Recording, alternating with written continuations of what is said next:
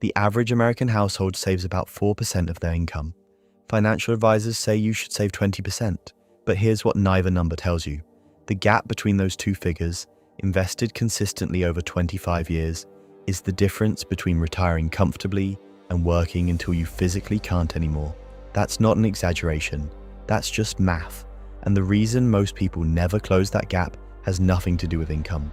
This video is about the actual numbers behind saving, not the motivational version, the real version, what specific savings rates actually produce over time, why the difference between saving 10% and saving 20% is not twice as good but dramatically more than that, and why starting 2 years later than you could have is more expensive than most people realize.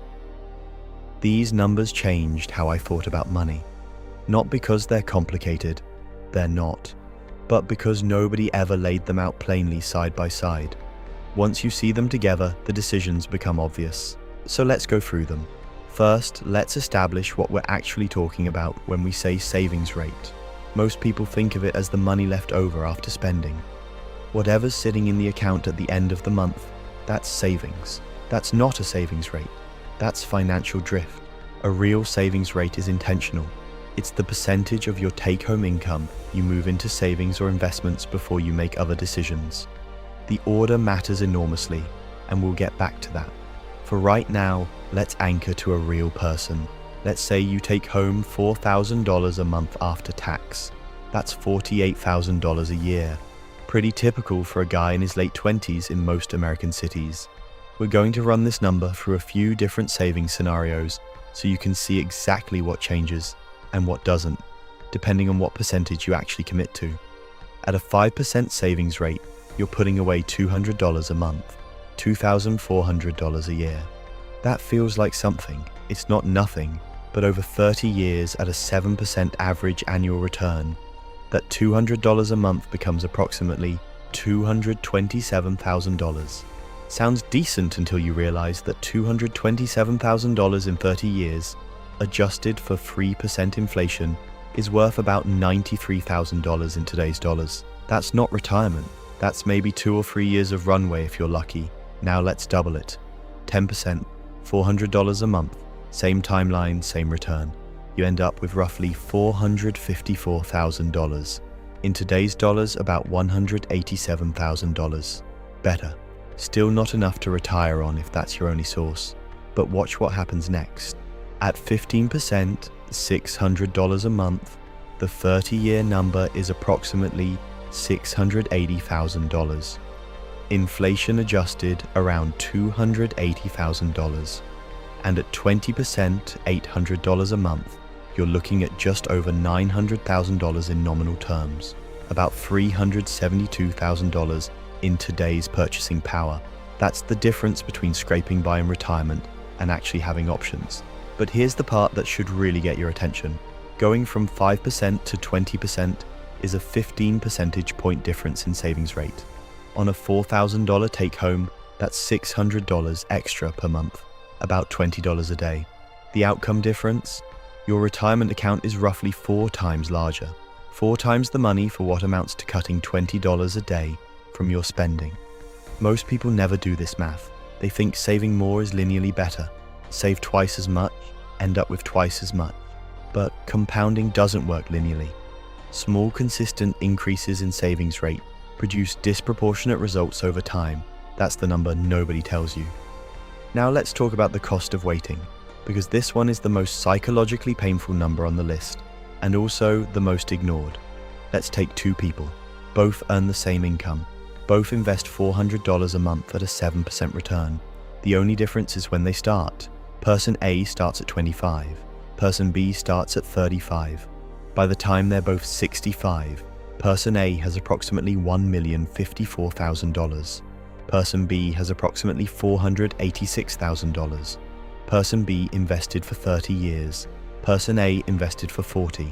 That 10-year head start produced more than $500,000 in extra wealth. 10 years, about $48,000 in extra contributions. Over $500,000 in extra outcome. That's not motivational content. That's the actual compound interest math. And the reason it matters so much is that for most guys watching this, the 10-year window I just described is right now. You're either in it or you're about to leave it. Every year you delay isn't just a year of missed contributions. It's a year of missed compounding on everything that follows. Now, before we get into what to actually do about this, I need to address the thing that makes most people stop reading here and go back to their normal routine. It's not that they don't believe the math. It's that they look at their actual bank account and the math feels irrelevant, because saving 20% of $4,000 means living on $3,200, and if you're in a city where rent is $1,400, that feels like an impossible constraint before you've even bought food. That reaction is normal, and it's also slightly wrong. Not because the constraint isn't real, it is, but because most people calculate their savings capacity based on their current spending, which includes a significant amount of spending they've never actually audited. The subscriptions they forgot about, the convenience cost that crept in, the bank fees they never questioned. Before you conclude that 20% isn't possible, you need to know what you're actually spending. Most people don't know, and that's where the agitation starts. Here's the psychological reason the math doesn't change behavior for most people. It's not that they find it boring or hard to understand. It's a timing problem. The pain of saving $600 a month is immediate and concrete. It shows up this month, in this account, in this week's spending decisions. The $900,000 retirement outcome is abstract and 30 years away.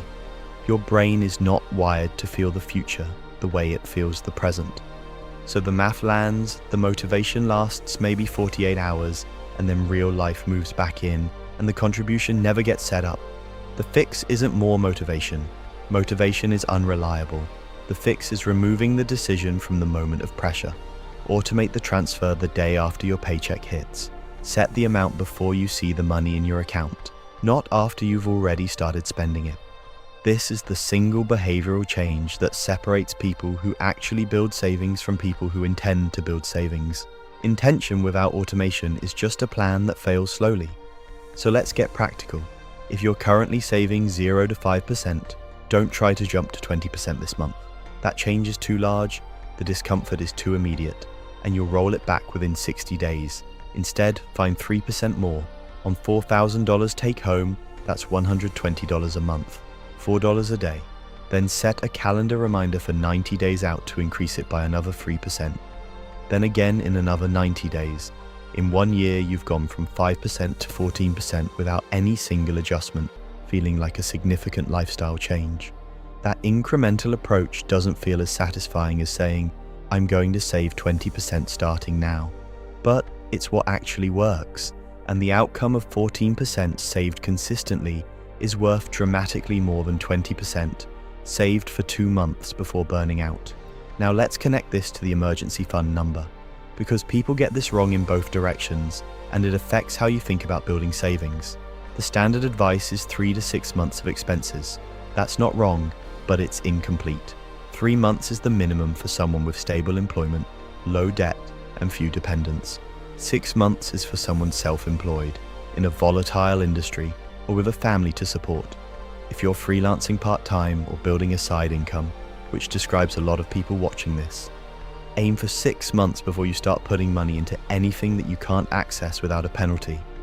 The reason that matters is behavioral. If your emergency fund is too small and you hit an unexpected expense, car repair, medical bill, job loss, you pull from whatever you have. If that's your investment account, you lose the compounding and potentially pay a withdrawal penalty. You're not just out the money, you're out the future growth of that money. A properly sized emergency fund isn't a conservative choice. It's what keeps your investment account untouched long enough to actually compound. Here's the full picture, the real savings numbers nobody tells you. The difference between a 5% and 20% savings rate isn't twice as good, it's 4 times the outcome. Starting 10 years later costs you over $500,000 in long-run wealth. Automating the transfer isn't a nice to have, it's the behavioral mechanism that determines whether any of this actually happens. And your emergency fund isn't a separate boring thing. It's the structural protection that keeps your investment account compounding uninterrupted. None of this requires a promotion, a side hustle, or a windfall. It requires knowing the numbers, setting up the automation, and not touching it. The math does the rest. The question is whether you set it up this week or file it under when things settle down. which, as you probably already know, is when nothing ever gets done. Do the math on your own numbers tonight.